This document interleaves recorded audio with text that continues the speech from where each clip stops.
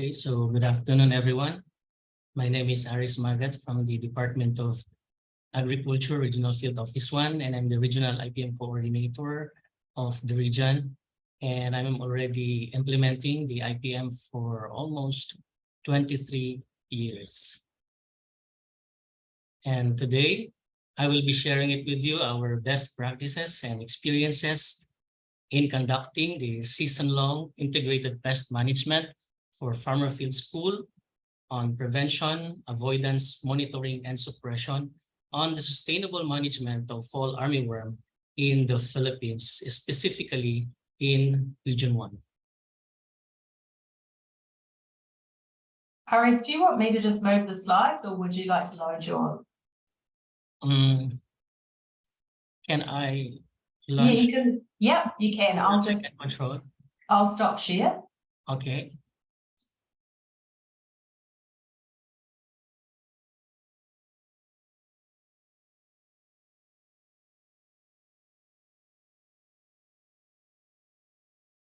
It's looking great. Okay. Can you see it now, ma'am? Yes, I can. It's perfect. Okay, so let me continue.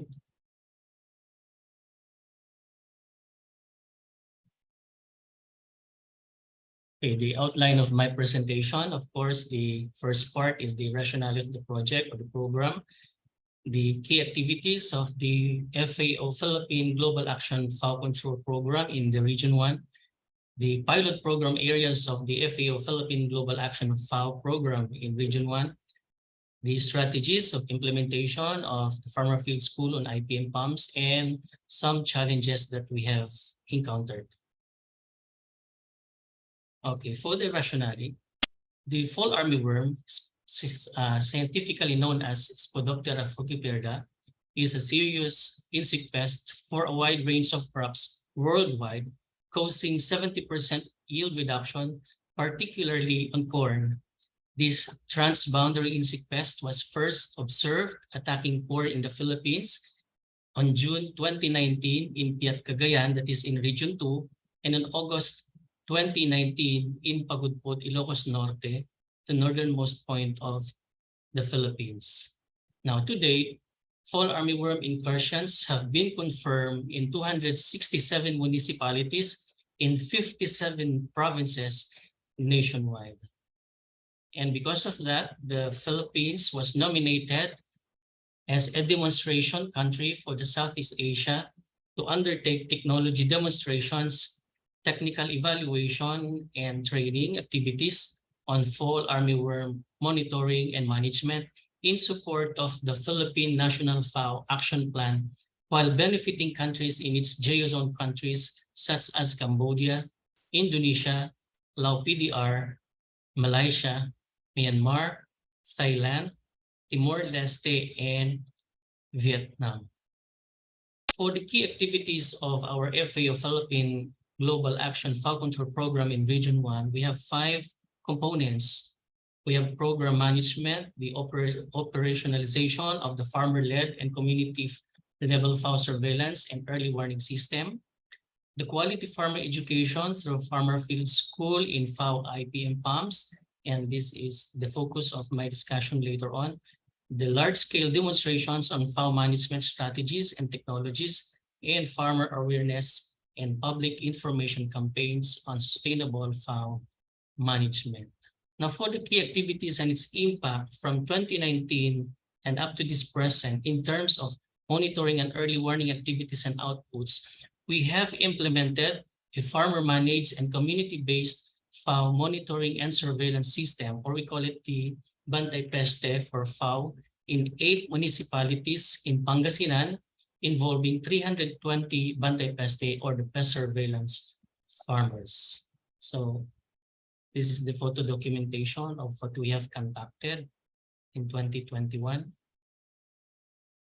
For technology evaluation activities and outputs, on the development of FFS curricula based on fowl IPM PAMS, we have finalized the field guide for the integrated pest management for Farmer Field School IPM PAMS on the sustainable management of fall armyworm for 16 weeks of activities. So this is in collaboration, of course, with our partners from the BPI, the FAO, of course, the ATI, and the LGU facilitators. In terms of the participatory technology development on the management of FAO with emphasis on the utilization of different BCAs in Pangasinan, this has been focused on the integrated pest management, of course, the PAMS, and we have developed a protocol layout of the participatory technology development used in FFS for 10-week activity. Also, we have drafted and implemented 8 management strategies of fall armyworm, such as the installation of pheromone traps, the use of trichogramma evanescens, Metarhizium anisople, the green muscardine, a fungus, Buberia bassiana, nucleopolyhedrovirus, the NPV, Bacillus thuringiensis, which is the Korstaki, and release of earwig or the Euborella annulata, and the employment of different cropping systems such as farmers' organic practice, push-pull cropping system, and intercropping. We have also conducted a refresher training workshop for the IPM FFS facilitators on September 20 to 25, 2021, of which 30 participants from LGUs have attended the training from the 8 municipalities involved, the technical staff from the Provincial Agriculture Office, specifically the Pest Surveillance Officer and the IPM coordinators, the Department of Agriculture Regional Field Office 1, the ATI RTC 1, and the Bureau of Land Industry Crop Pest Management Division. 16 LGU-based agriculture technicians were trained on the sustainable management of fall armyworm. So this is the documentation. It was graced by our regional executive director, and he has expressed his support to the program. And the training course includes a participatory discussion on the fowl biology, its ecology, and damage characteristics, the discussions and fieldwork on monitoring and surveillance of fowl, and special topic on roles and functions of BCAs in fowl management. So these are the trainees and the facilitators. Now, for the quality farmer education through Farmer Field School in FAO IPM PAMS, we have already a total of 473 farmer graduates, of which 370 from the first batch and 103 from the second batch completed the season-long FFS IPM PAMS, the 16 weeks session.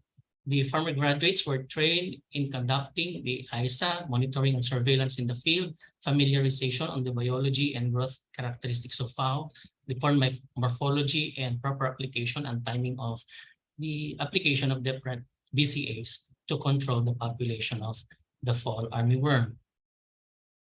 That is implemented. We have implemented a pilot farmer field school on the IPM PAMS on the different techniques and technologies, and we have strengthened, of course, our linkage to our LGU partners in the promotion of technologies to control the fowl population and on-farm evaluation of the fowl package of technology. We're in a total of 20 FFS sites from the 8 municipalities located in the province of Pangasinan. So this is the map of the Philippines, and Region 1 is on the northernmost point of the Philippines. And Region 1, we have concentrated on Pangasinan, the biggest province in Region 1. So we have municipalities of Asingan, Balongao, Binalonan, Santa Maria, Santa Barbara, Calasiao, San Carlos City, and Mangatarem for the first batch. And on the second batch, we have Binalonan, Santa Barbara, and San Carlos City as a follow-through activity of the first implementation of the project. We have chosen only this Pangasinan because of the travel restrictions caused by pandemic before. Okay, so this is now the geotag map of our FFS sites in Pangasinan, located in central and eastern part of Pangasinan. Now, for the strategies of implementation of the FFS on IPM PAMS, We have several strategies. Of course, the very basic there is the proper project coordination, site selection, and validation. So we follow certain criteria here in selecting our farm cooperators, in our farmer partners, our participants, and of course, the area where we could conduct the field school. Most specifically is the consideration of course, the LGU support in the presence of our FFS facilitators. Second is the conduct of participatory role appraisal or the baseline information survey. Now, this is to gather some benchmark of information in the field, especially the farmers' practices, the best practices, and we can consider that later on our PTD studies. The third is the selection of farmer cooperators and participants, and the conduct of opening program of FFS. So before we start fully our implementation of FFS, we get the support from the LGU to fund specifically the opening program in terms of the different needs and logistics in the FFS for that specialty. Next one is the conduct of the season-long farmer field school on IPM-PAMS for the sustainable management of fall armyworm. So these are the features there. The FFS shall have 25-30 selected corn farmer participants. The training shall have 16 weeks, once a week, only half day per session, depending on the duration of the crop. The participants are doing experiments and field studies in the learning field within 2,500 square meters or 1/4 hectares. And since it is experiential in manner and discovery-based, we employ a non-formal education approaches like team building exercises, energizers, something like that, for them to be motivated while attending the training. The farmer field school has 2 LGU facilitators per site spearheading the training. So we see to it that each FFS should have a graduate of the IPM on FFS, on corn production, and there is a technical backstopping by the provincial OPAG facilitators and the ARF1. Some are coming from the NGO experts on IPM. So in case there is a lacking of facilitator in a municipality, there is a backup either from the provincial office or in the Department of Agriculture Region 1. The land and labor and machinery shall be a counterpart of the cooperator, but of course the harvest will go to the cooperator. And since sometimes there is a problem in terms of extending the session, the organization or the association or the farmers itself, they are shouldering the lunch or meals and snacks during the conduct of FFS. So there is a small group there who's taking care of that part. Now for the major FFS major components, there should be a good planning for this from the conduct of the agro ecosystem analysis, right from the field. You have the group dynamics so that they will not be bored and they are always being motivated. This will serve now as special, it's like a springboard before introducing the special topics. And of course, there should be an interesting topic of every week. And at the end of the session per FFS in each day, there should be a proper planning and an evaluation of what went well, what needs improvement, and the recommendation of the big group.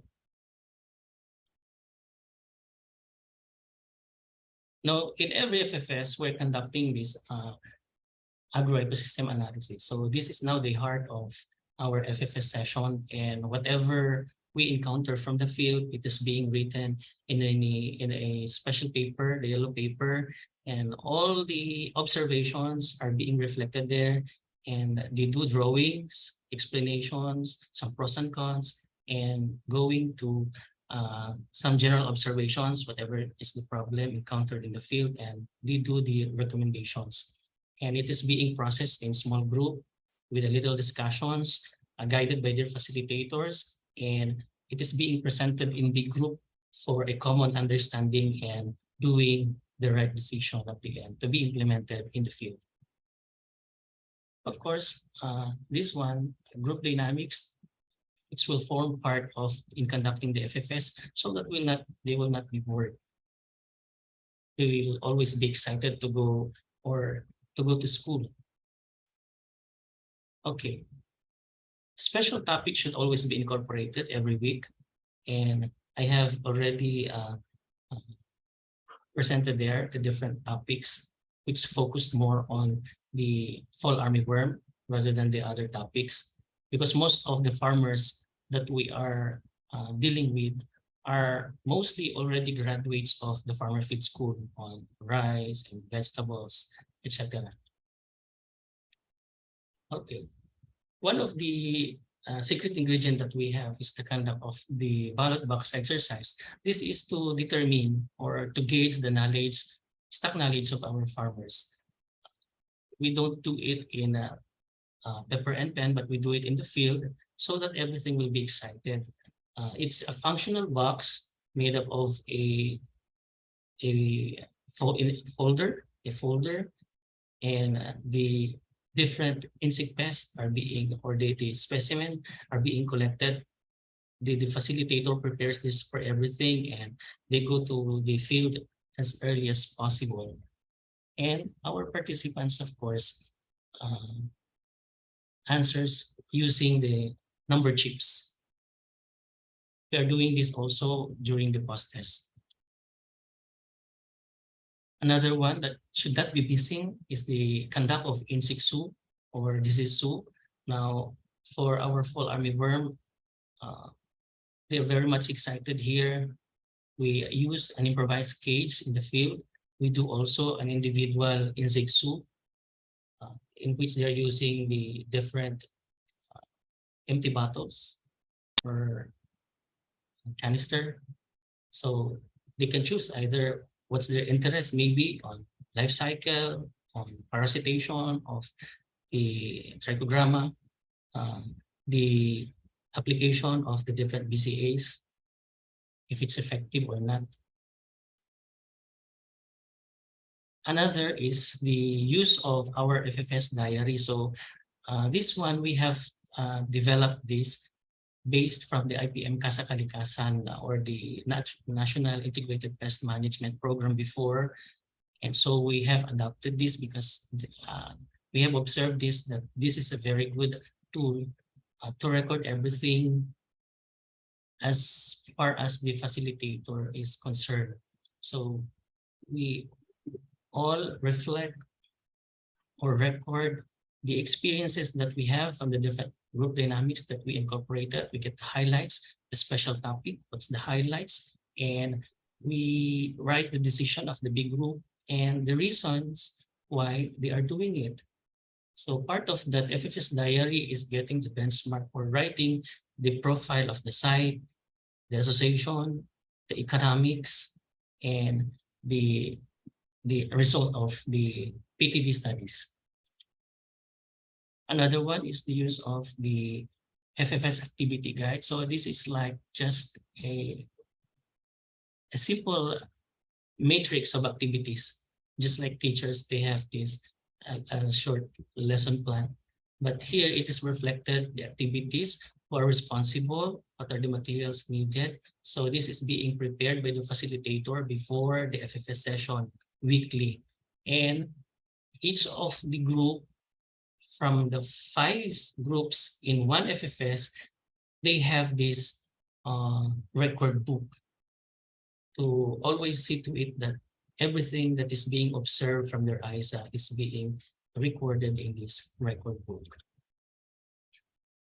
Now, for another main ingredient of the FFS is the establishment of PTD studies. This is what we call the learning field. So this is now the main source of learning in the FFS. The participants establish a demonstration farm, a source of discovery and experiential learning. The demonstration field is around 2,500 square meters, and each group shall have 500 square meters if there are 5. So these are now the FFS sites under PTD studies. Establishment of the PTD, the crop. Of course, the farmer participants are the one doing the planting. We have the use, the protocol on pest management on PTD used in FFS, from the installation of lure to the different application of BCAs on different times of application up to the reproductive. So this is being developed in consultation, of course, with our other implementers, co-implementers, and our experts. And this has been finalized, of course, by the RCPC and the research division after getting the benchmark from the PRA and baseline information survey. So these are now the treatments. So it's just like a tarpaulin. So we see to it that all of the study plots are being put up with the title or the treatments of the study. Now, this is now the work plan, a sample work plan in San Carlos City, one of the FFS sites. So this is being followed by our FFS participants, guided by, of course, our participants in terms of doing their decisions in the application of the different biological control agents. Now, these are the management strategies that we have incorporated in the FFS, the use of the lure traps. So you have there the when to use it, when to apply it, the dosage, the use of the trichogramma in a certain FFS. Okay, the use of the metarhizium anisoplay in one FFS. We use 13 pots per site. And for Boberia Bashana, we have 7 pots. So these are all coming from the Regional Crop Protection Center.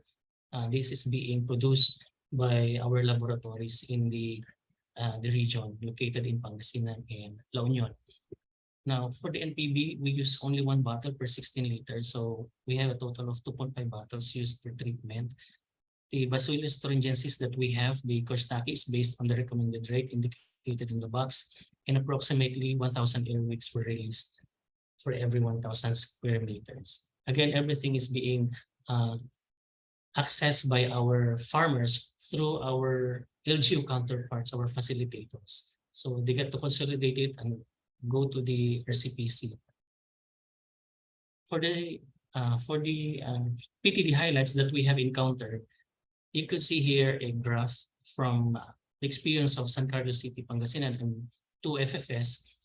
They have observed that the insect pest, and specifically the fowl, when it reached ISA number 4, 5, and towards the end, mostly the insect pest has declined and the fowl population got 0 when they have applied the different BCA based on the protocols given to them. For example, in San Carlos City, that is their study, one of the highlights that they have noted is that the use of the different BCAs in their sites significantly managed the fowl population at 3 to 5 days after application. And one of the co-operators said the flush of the larva got dried, so the larva inside is already dead. So that's his presumption according to his dialect. So since the larva or the flush of the larva got dried, so he concluded that it is already dead inside the world of the corn. For the NPB effect after 1 to 5 days, so you could see there that in it starts from first day, third day, and fifth day, the decline of the the the the, the effect of the NPV on the larva of the fall armyworm. So it has controlled the population. On Buberi Bashana, it's quite not that much, but it would just take around on the first day it's still the same. On the third day, it has, of course, in 2 treatments, they have observed that it is effective, but all of the treatments, 4 treatments, they have observed an effectiveness of this Buberi Bashan after 5 days of application.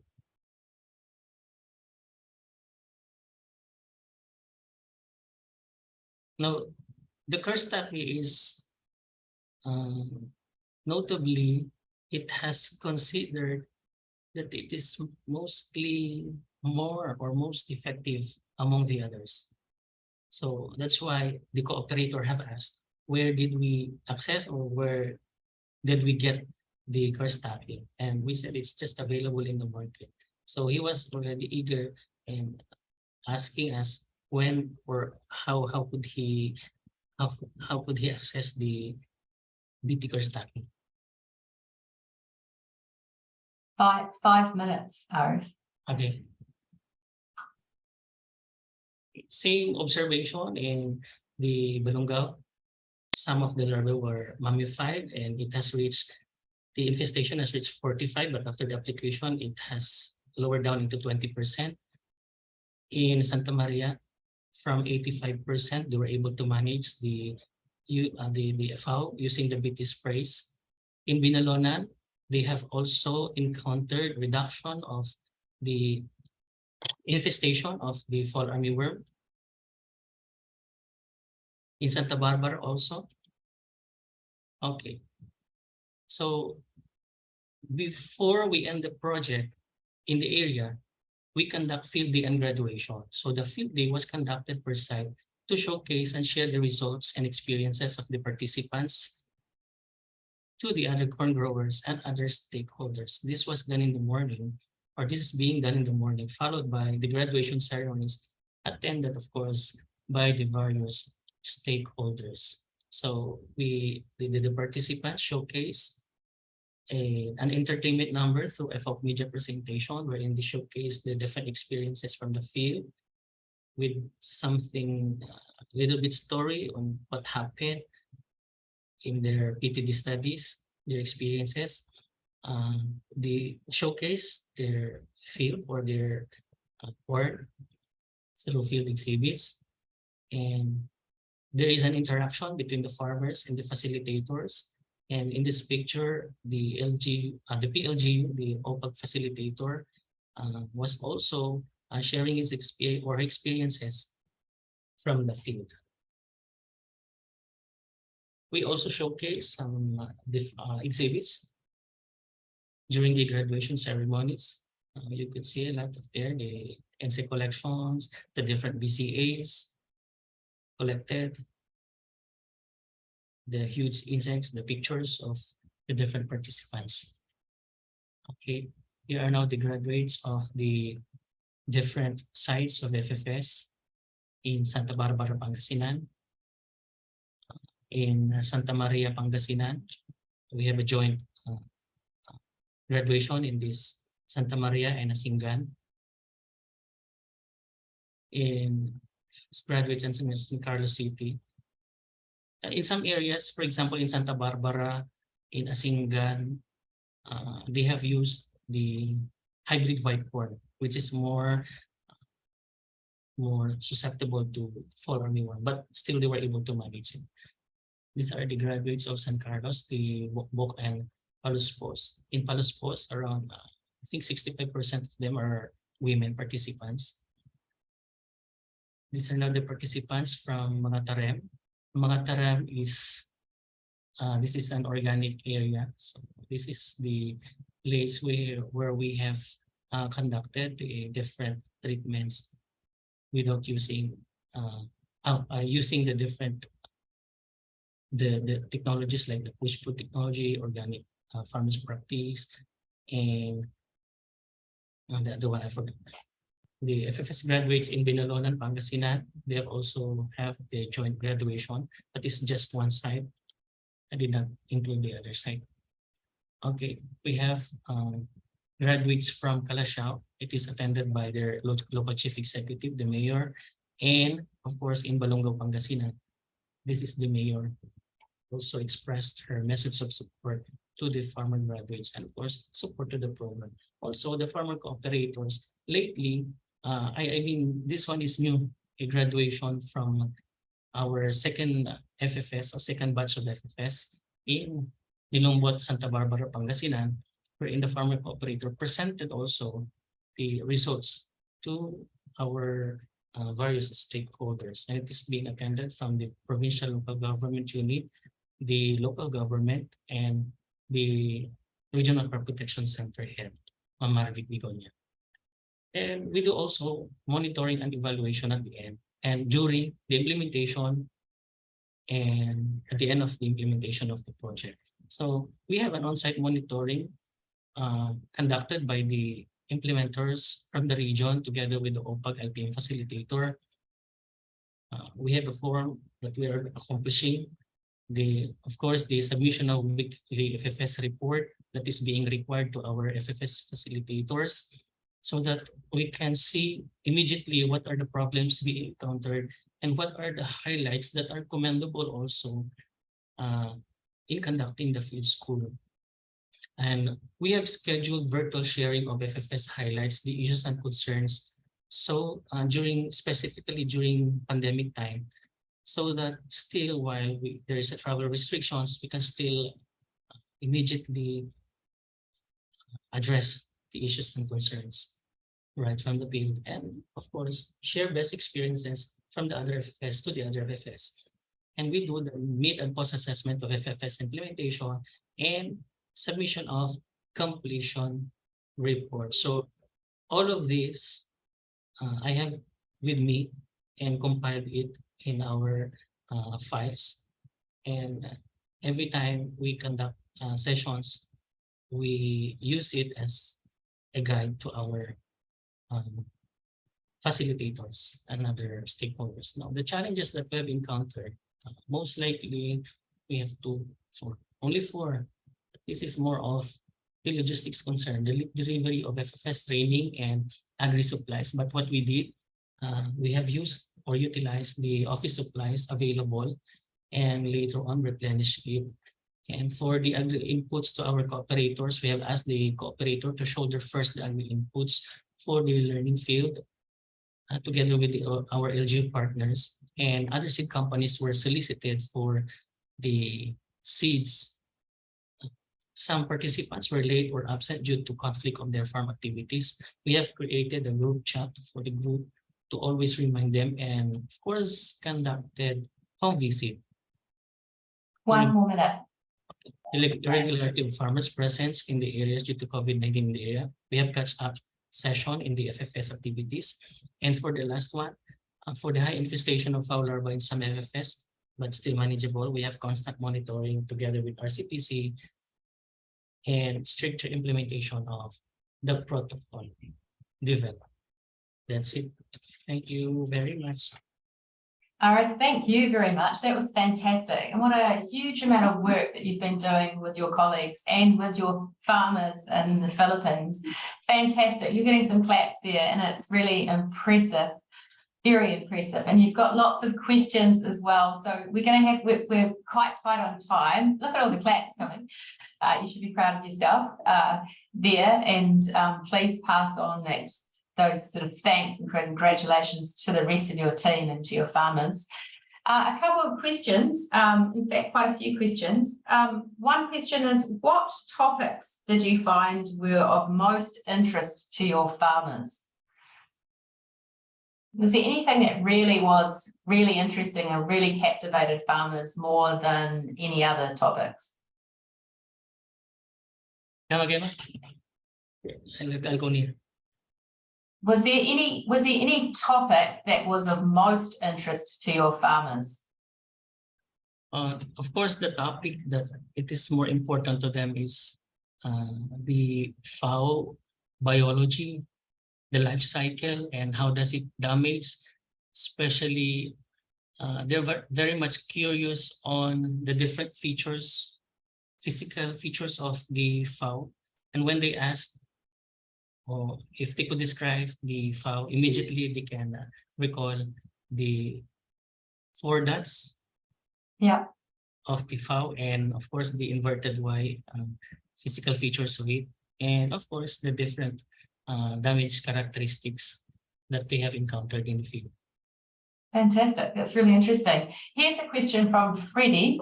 Can I know if the participants of the farmer field schools are corn or maize farmers, or can anyone attend? So Aris, were they all maize farmers, or could anyone attend? Can you repeat? Were they all maize farmers or corn farmers, or could anyone attend? I'm guessing they were all maize farmers, were they? Male farmers? Maize. Sorry, it's my accent. Maize. It's my New Zealand accent. They're maize. Corn farmers. Yeah, most of they're all corn farmers, ma'am. Yeah, they're all corn farmers.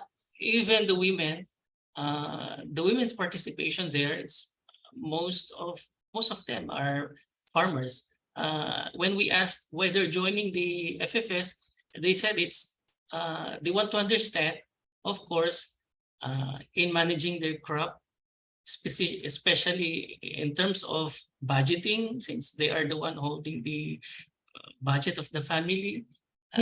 They get to understand how much is the price of the seed, how much is the price of these fertilizers, why is it rising up? So yeah, fantastic. And I was very impressed that 65% woman participation in one of your, that's incredible. Great to see. That's a good question about the economics. When you finish this farmer field school, do you evaluate the economics of each option to understand if they're affordable for farmers? Yes, ma'am.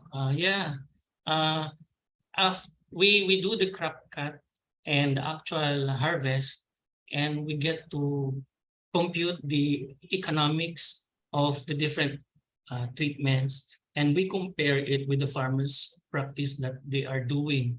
So we go back to them and present the result so that they could be convinced in using the different BCAs that still, of course, it's cheaper, and even, of course, it's free given by the RCPC, but later on, if it's commercialized, they want to still avail it because it's still cheaper and very effective as compared to using the different chemical pesticides that they are using. Excellent. That's great to hear. When you finish the farmer field school, is there ongoing training that they can participate in, or are you going to run more training next season, or is that the finish? What do you intend to do?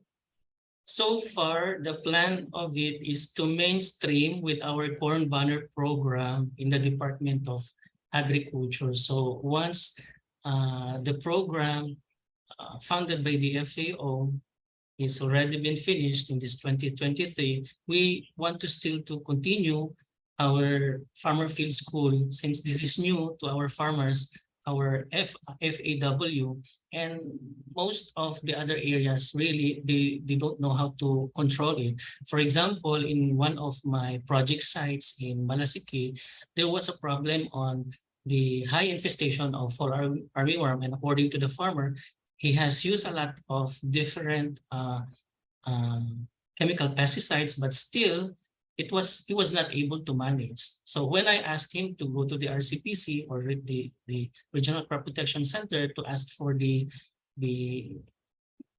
different BCAs, he was able to manage the problem. So we want to, of course, increase more the number of our graduates. And so we can still tap of course, our agricultural training institute, since they are the training arm of the department. Excellent.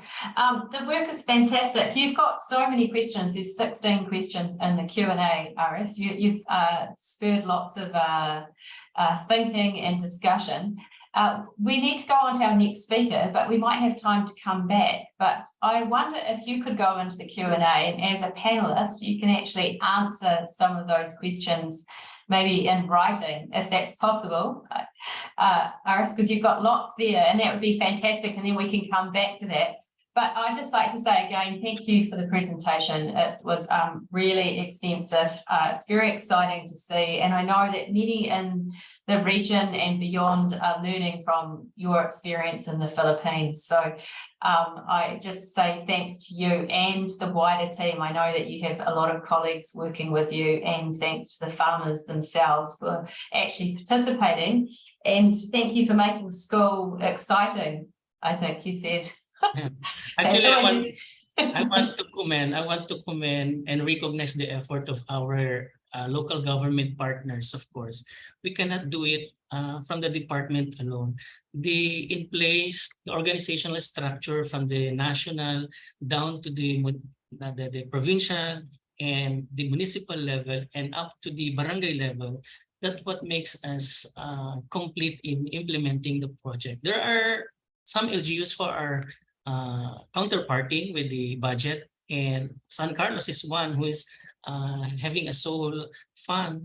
They can fund the one FFS in their area, so that's commendable for me.